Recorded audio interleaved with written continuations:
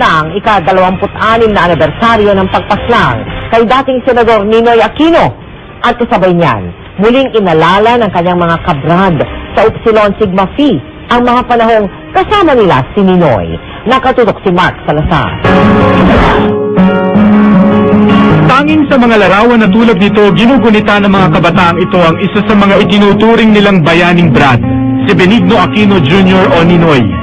Karamihan sa kanila ni hindi pa nga ipinapanganak nang mapaslang siya noong 1983. Wala na sa generation namin na available regarding dun sa teenage life niya or life niya sa UP. I know na as he was a very young leader. I also aspire for the things that Ninoy aspired for. Maliban sa edukasyon, dito rin sa UP hinulma ang masalimuot na buhay ni Benigno Aquino Jr. Nagsimula ang lahat sa Upsilon Sigma Phi.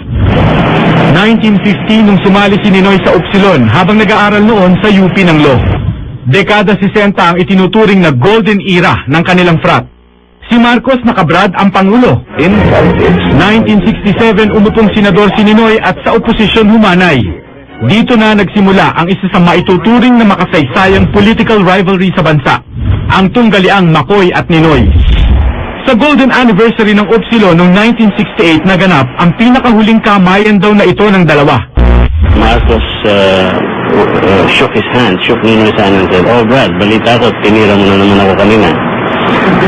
Ang sagot ni Senator Ninoy mahina lang Brad, mahina lang. Kaklase ni Ninoy simula kinder hanggang college ang kabrading si Mel Matay. Siya ang nagiging tulay noon para pagbatiin sana sina Ninoy at Macoy. Alam mo, Brad, siguro after got operated and get well, I should need a lot of soul searching and really try to assess the real situation. Pero dumating ang August 21, 1983.